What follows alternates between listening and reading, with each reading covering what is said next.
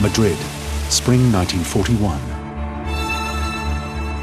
A small Spanish man walked into the German embassy and changed the course of World War II. He gave his name as Senor Lopez. A lie. He said he wanted to spy for the fatherland. Another lie. But the German Secret Service believed him. As a liar, he was world class.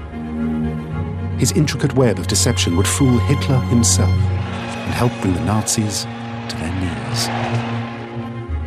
Working as a British agent, his entire spy network was a big lie. Each sub-agent, a work of his fertile imagination. Crucially, on D-Day, his lies pinned down over 350,000 German reinforcements, defending an imaginary Allied attack by an army that didn't even exist. This is the true story of a consummate liar, a peerless actor, the ultimate double agent. The spy who saved D-Day, Agent Garbo.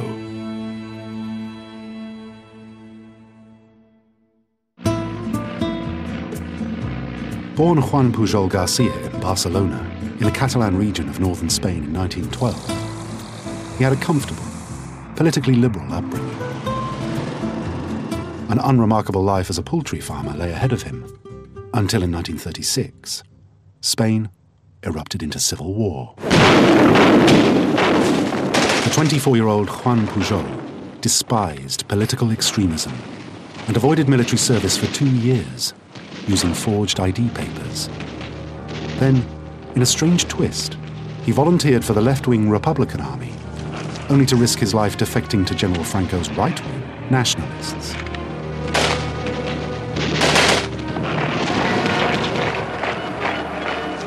In 1939, General Franco emerged victorious and became dictator of Spain.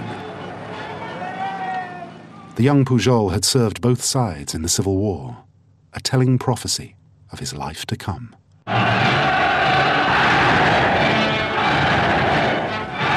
Soon, another European dictator, Adolf Hitler, was on the march. On the 1st of September 1939, Nazi troops invaded Poland. 2 days later, Britain declared war on Germany. The Second World War had begun. Juan Pujol, now married and running a small hotel in neutral Spain, watched in dismay.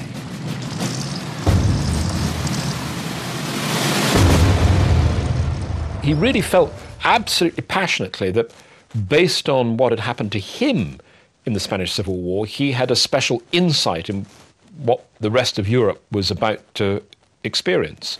And he believed this was the end of civilization. In May 1940, the German Blitzkrieg blasted through northern France, driving the British into the sea. Pujol saw liberal, democratic England standing alone against the relentless advance of the fascists and losing.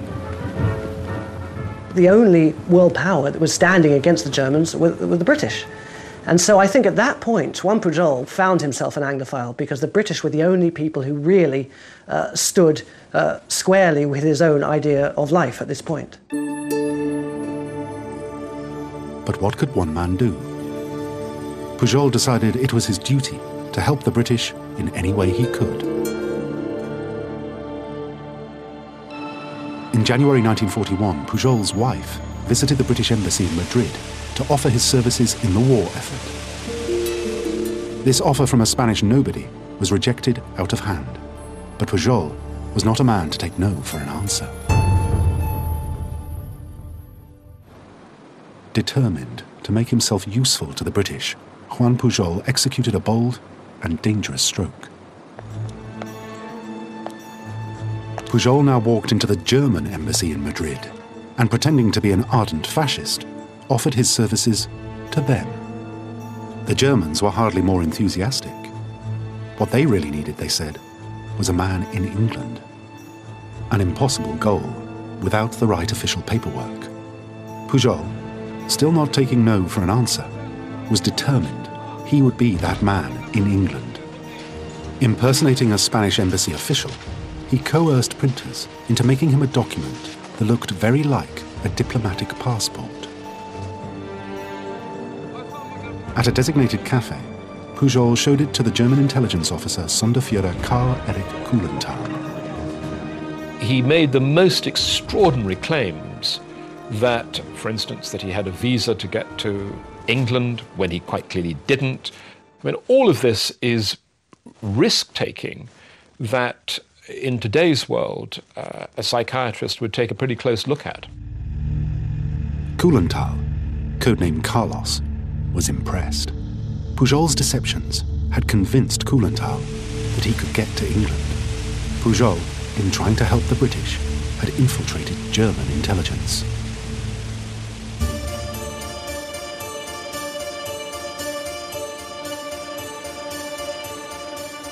The German Secret Service, the Abwehr, now trained Pujol in the classic spying art of secret writing.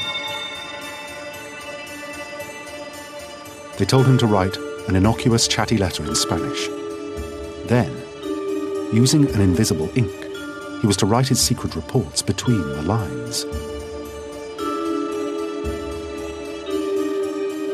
On receiving a letter from Pujol, his handler Carlos in Madrid, using the matching developer, would reveal the British secrets.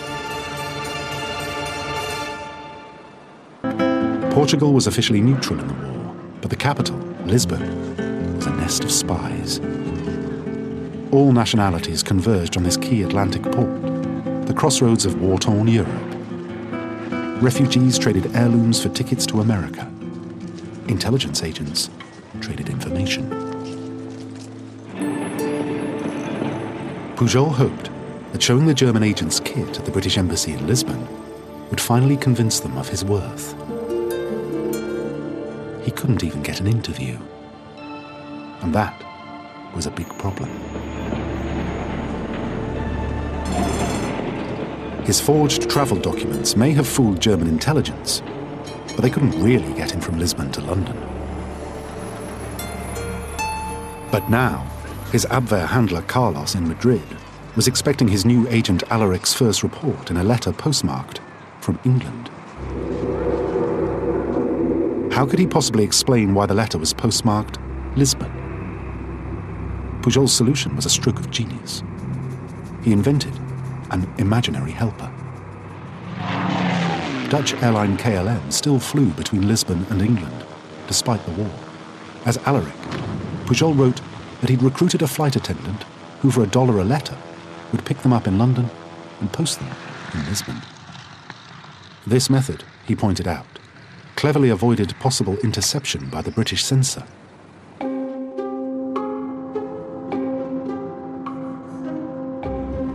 Pujol waited anxiously. Would Kuhlenthal accept his lies? A letter arrived from the Abwehr in Madrid, full of praise for their new asset, Alaric. The deception had worked, but it only added to Pujol's difficulties, because the Germans now wanted facts from their agent in England.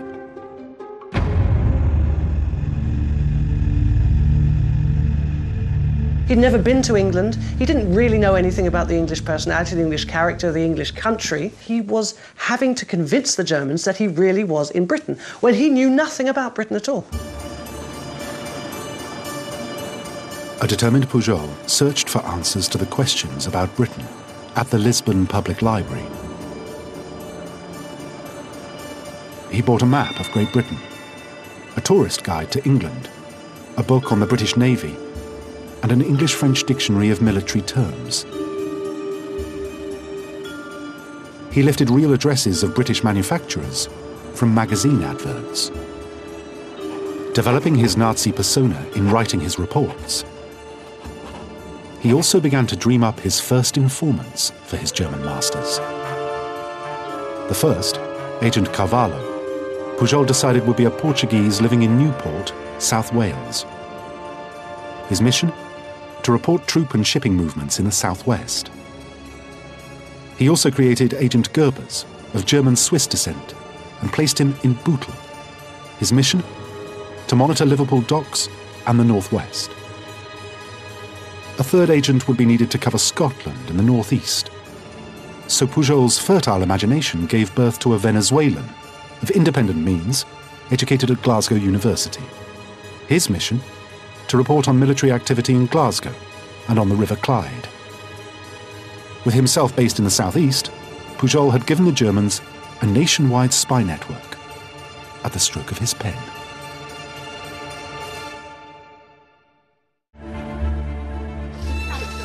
Ironically, the greatest threat to Pujol's safety came not from the Germans, but from the British.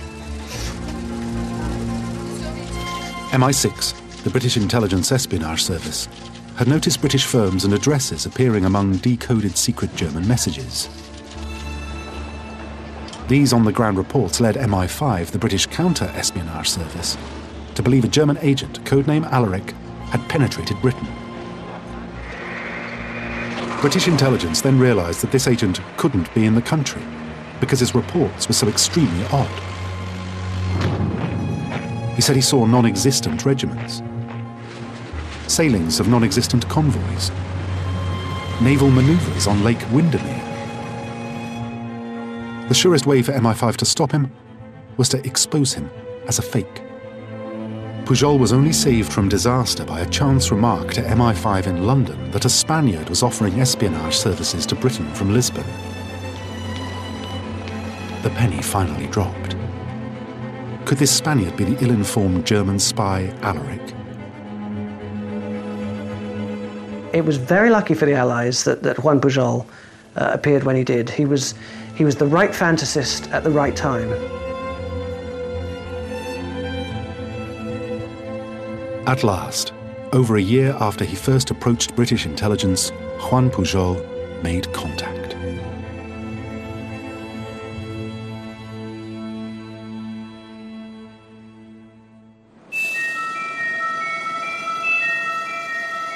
At the end of April 1942, Pujol found himself in a 3-bedroom semi-detached house in the London suburbs. His son and pregnant wife left behind in Lisbon.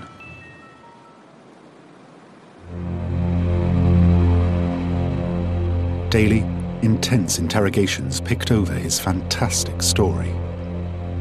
Was he the mysterious agent Alaric?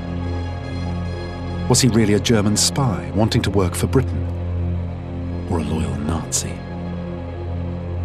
Desperate to prove that he was Alaric, Pujol presented copies of 38 letters he'd written to the German Secret Service over a 9-month period. He hoped to prove his loyalty to Britain by handing over letters and micro-photo questionnaires from his German handlers. One key letter detailed how Agent Gerbers had seen a convoy leaving Liverpool for Malta.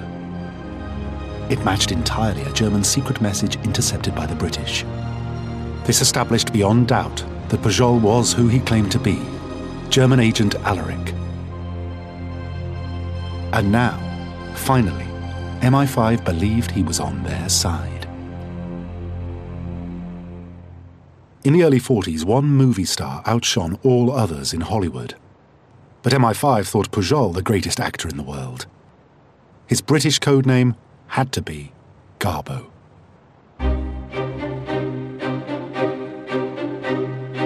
How to best run Garbo as a British double agent was far from clear. Garbo's case officer would need to be able to exploit Pujol's extraordinary imagination. MI5, in a moment of inspiration, appointed Thomas Harris. Tommy Harris was probably unique in MI5 at the time, in that he was willing to give his double agent a lot of leeway. He could see that this was a man after his own heart. This was a man with an imagination, and he let him fly. The semi-detached house in the London suburbs provided perfect cover for Juan Pujol. Once his wife and son had joined him, it became a family home. Although Garbo was now working for the British, commuting to anonymous offices in Jermyn Street, the top priority was to continue the secret letters so that the Germans would detect no change. MI5 made this very difficult by insisting Pujol change to using a typewriter for the cover letter. He'd never used one before.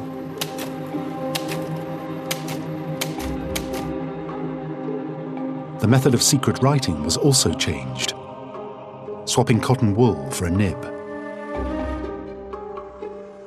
Continuity was only maintained as Pujol continued to pose as a verbose, fanatical Nazi, ready to risk his life for the Führer's new world order. England must be taken by arms, he ranted. She must be fallen upon, destroyed and dominated. She must be sabotaged, destroying all her potentialities. With a raised arm, I end this letter with a pious remembrance for all our dead. Pujol's huge ability was to completely adopt this wholly bogus persona of the absolute ardent Nazi. Letters from Garbo's German handler in Madrid showed he suspected nothing. Now the United States had joined the Allies, he was more concerned about a major assault. The Germans feared an invasion of France must come somewhere at some time. They wrote to Garbo saying information on British invasion plans was of vital importance. Not knowing where the Allies might choose to invade, Germany had to defend the entire coast of northern France. They had begun to construct mile after mile of minefields, barbed wire fences, concrete walls, and fortified artillery emplacements. In 1942, this Atlantic wall was still woefully inadequate, and the Germans were right to be worried.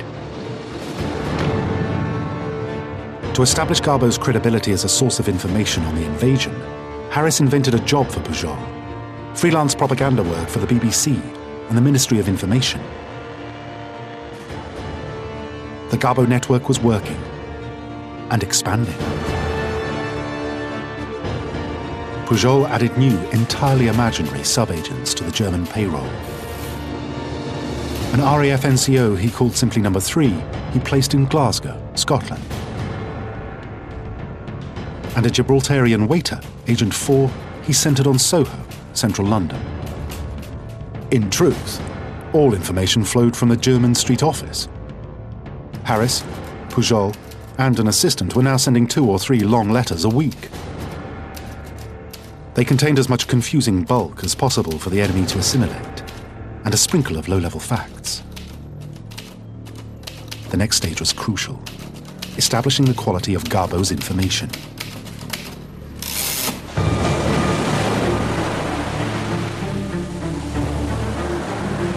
In November 1942, the Allies launched Operation Torch, a vast seaborne assault on the coast of Axis-occupied North Africa. Such a large force took months to assemble and train.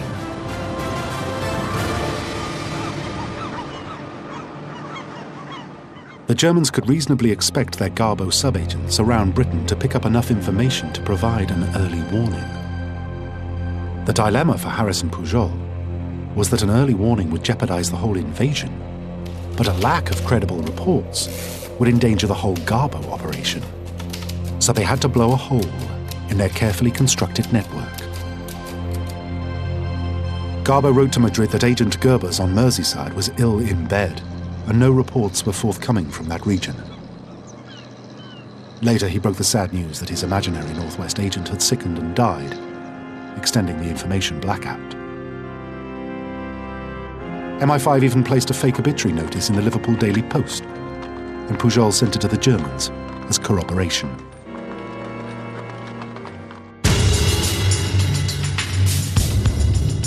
To maintain his credibility, as the day of Operation Torch grew nearer, Garbo released a snippet of accurate information. One of his invented Venezuelans in Glasgow reported a convoy of ships leaving port. They were painted, he said, in distinctive Mediterranean camouflage. As the warships approached North Africa, to place Garbo's loyalty beyond doubt, Pujol warned the Germans where and when the attack was to take place in an airmail letter. But falsely postmarked a week earlier, the letter arrived just after the invasion.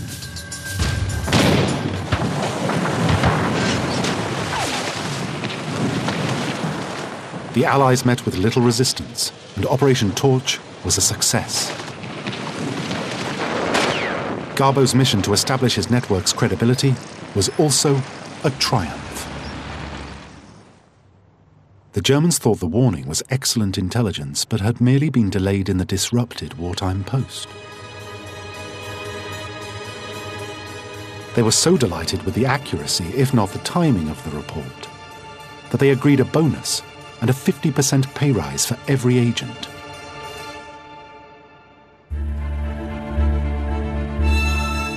The Abwehr were increasingly hungry for Garbo's first-class British secrets, overwhelming the small MI5 team in Jermyn Street. Garbo himself had a crushing workload. He wrote hundreds of the 2,000-word secret reports. Unbelievably, he wrote the cover text for every letter and was becoming exhausted. MI5 wanted to switch the Garbo network to radio transmissions, eliminating both secret writing and the draining cover letters for Pujol. Radio transmissions would provide instant communication, and Kulenthal enthusiastically embraced the change. But Garbo's workload didn't shrink for long. He continued to add to his fantasy spy ring. Poor departed Agent Gerbers was replaced by 3 more agents. A well-placed British official in the Spanish department of the Ministry of Information, an unwitting informant called J3. Agent 5, a Venezuelan, the brother of Agent 3, joined him in Scotland. Agent 6, Pujol decided was violently anti-Russian and was to report from North Africa. These were all manifestations of the imagination of one single extraordinary individual. They all had their own particular problems: wife trouble, girlfriend trouble, financial issues. They were living in different parts of the country where Garbo had never visited himself. All of this is absolutely remarkable. More agents meant more MI5 staff in Jermyn Street. There was clearly too much information for one man to process, so Garbo pretended to hire Gerber's widow to help him. The story he told the Germans was she moved from Bootle to live with the Pujol family in Hendon. Garbo rather melodramatically codenamed his latest character the Widow. Pujol had a good time. I think he really enjoyed what he was doing. They lived, they breathed, they convinced the Germans, and I think on some level they probably convinced Pujol as well. German intelligence believed they had a reliable spy network in Britain, but Pujol had ensured they actually had no spy network at all.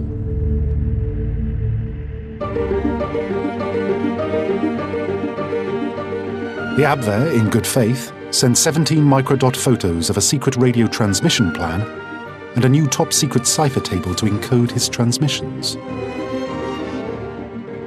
"We trust that you will be able to guard all of this material," they wrote, "and prevent it at any time from ever falling into the hands of the enemy." MI5 sent it straight to the codebreakers at Bletchley Park. The codebreakers, unknown to the Germans, could already read their most secret internal communications. British intelligence joined Garbo's transmissions, in black, with any matching intercepted German radio traffic in red.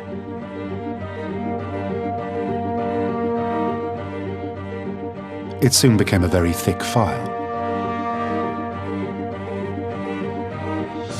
All Garbo material appeared to be given priority, and every military report he sent to Madrid was retransmitted straight to Berlin.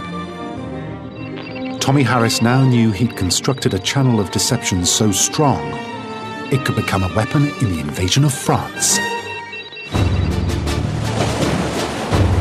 With a year of extensive training and meticulous planning left until the D-Day invasion, and with German confidence in Garbo unshakable, the network so all-seeing and reliable, Pujol was finally ready to play his part in the greatest deception in the history of warfare.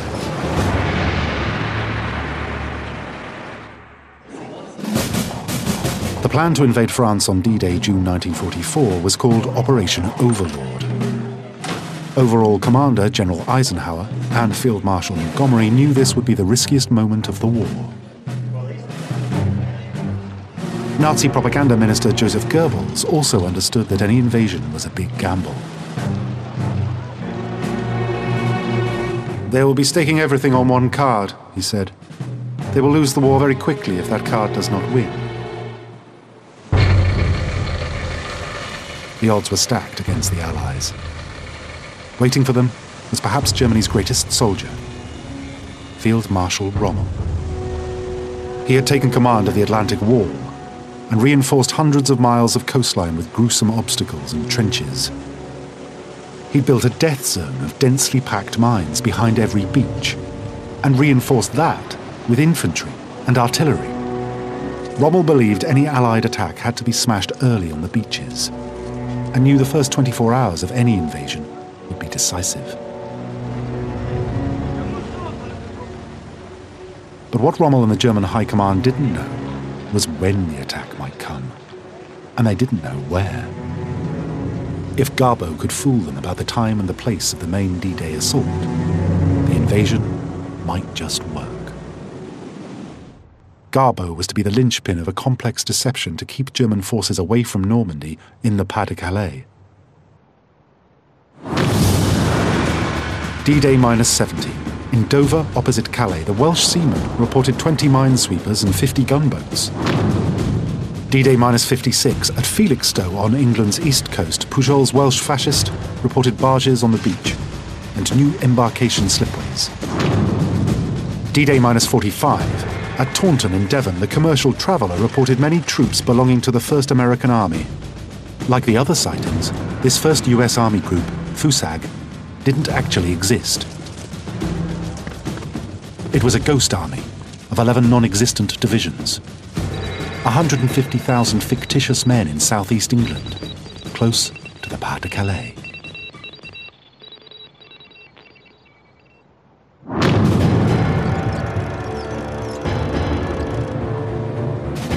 The British and US military build-up in Britain for D-Day was huge, 3 million men. Montgomery's British 21st Army Group, training in the west of England, was destined for Normandy, and Garbo's agents faithfully reported their real movements. But to this they added vast numbers of invented FUSAG troop movements. D-Day -22, vehicles of the 3rd Canadian Division in Brocklehurst. D-Day -16, vehicles with the insignia of a red diamond on a blue circle.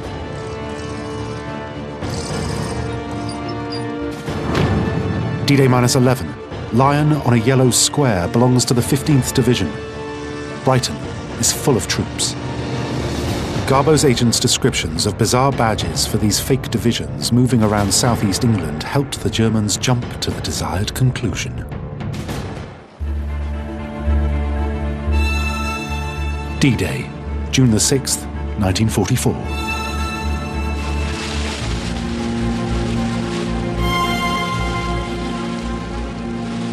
Across a 60-mile front, Allied seaborne and airborne forces assaulted the German defences.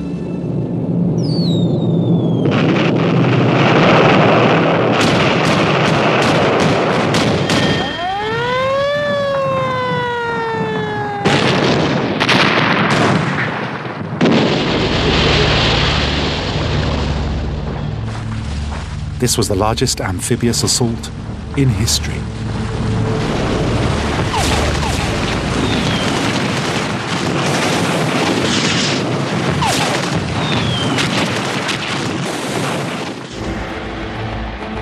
Allied troops assaulted 5 Normandy beaches between Cherbourg and Le Havre.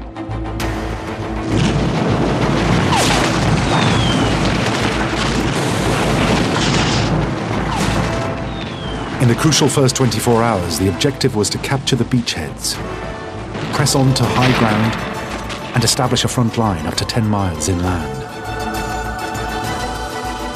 But this vital goal was not achieved. The Allied invaders, desperately clinging to the French coast by their fingertips, needed the deception to save D-Day from disaster.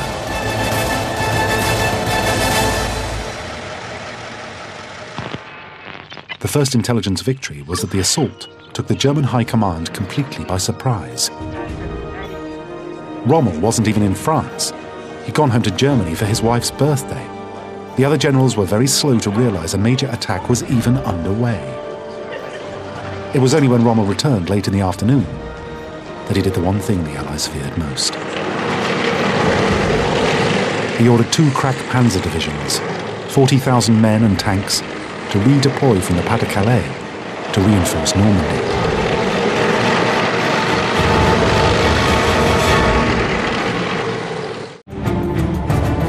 On D-Day +3, the 9th of June, Garbo sent the most important report of his extraordinary career. In this emergency, the policy of guiding the Germans with small details and leaving them to draw their own conclusions was jettisoned. Instead, Garbo would tell one big lie and hope the Germans would swallow it.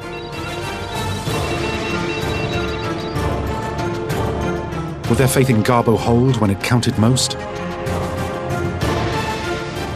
The present operation, though a large-scale assault, he said, is diversionary in character.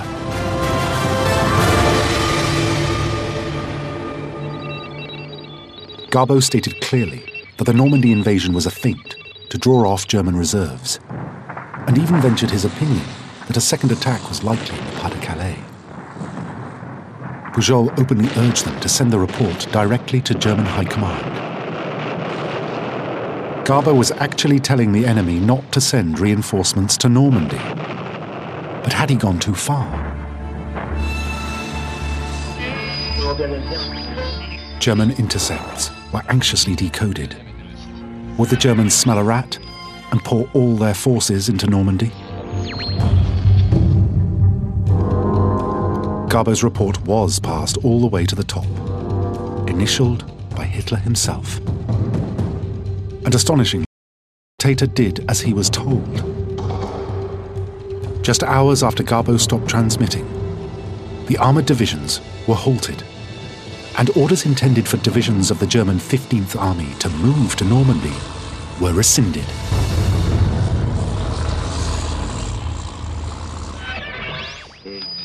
Harris and Pujol were the heroes of the hour.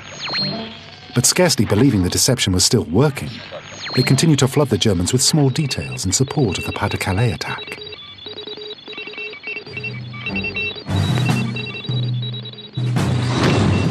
D-Day +10. 59th US Division reported arriving in Harwich area. D-Day +16. Agent 7 reported activity of forces under Fusag in the Gravesend area. D-Day +25. 4 new US divisions arrived to reinforce Fusag for its upcoming assault on the Pas-de-Calais.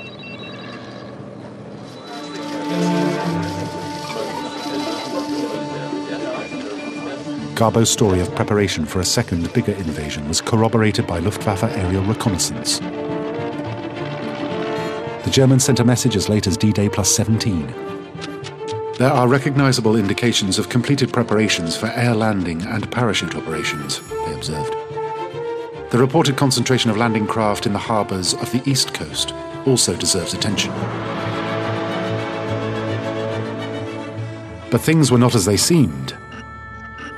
Paper planes, folding trucks, inflatable tanks and dummy landing craft were placed in ports on the eastern and southeastern coasts of Britain, where the Luftwaffe could photograph them. In this scene, which are real aircraft and which dummies? Who can tell? Certainly not the enemy. The deceptions were believed by the German High Command so completely that all through June and into July, they kept the 2 armoured divisions and 300,000 infantry in the Pas-de-Calais, waiting for an invasion that would never come. This weakening of the German reinforcements to Normandy proved crucial. The Allied invasion had become badly bogged down, unable to break through the German defensive line.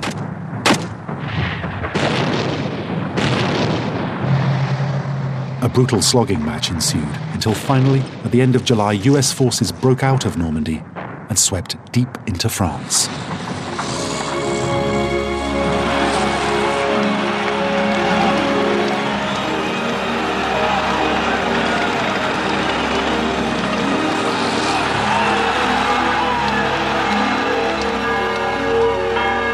Garbo's contribution to D-Day is very hard to exaggerate.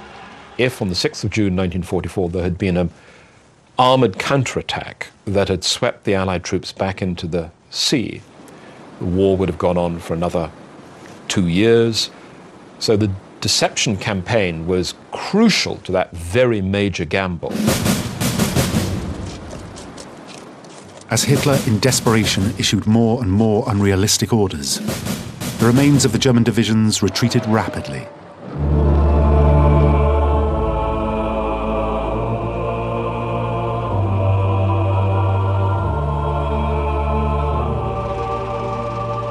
By mid-September, Allied forces had liberated France.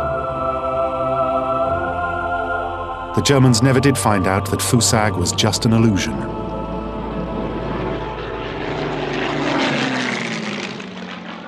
On the 29th of July 1944, Carlos informed Pujol that he had been awarded the Iron Cross in recognition of his services to Germany. Now, he was thrilled to be given a decoration by the Germans, and we now know from the internal files that this prompted MI5 to have to sort out the Order of the British Empire for him. Pujol was also then awarded an MBE in recognition of his services to Great Britain, a unique double honour for a uniquely successful double agent. After hostilities ceased, Pujol tracked down his German handler Carlos hiding in Spain. Karl-Erich Kuhlenthal was overcome with emotion at seeing his friend again, his star agent. Kuhlenthal died in 1974, never learning of the deception. Pujol feared reprisals from embittered Nazis should his identity be discovered. He left the UK in June 1945 on a Sunderland flying boat. The Germans had already given him a reward of 35,000 pesetas. To that, MI5 added a £15,000 thank you, and Pujol simply vanished.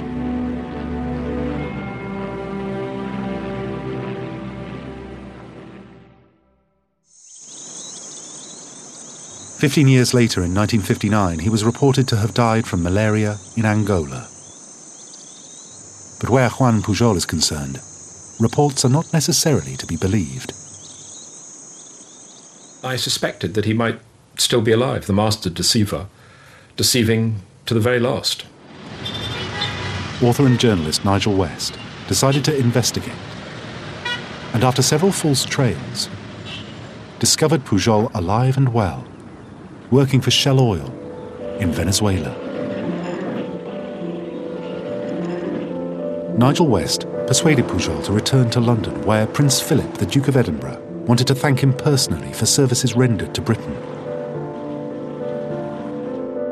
His MBE was pinned proudly to his chest.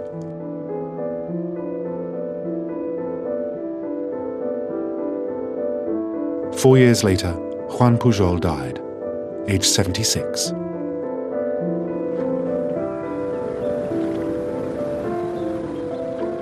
Pujol and Harris had woven a web of deception that misled the Nazis and shortened the war, saving thousands of Allied and German lives.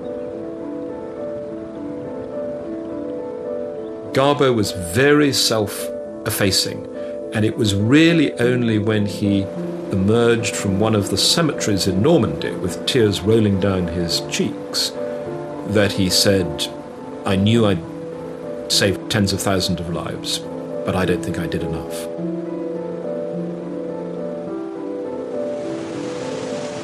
And that was true proof of his extraordinary character and qualities.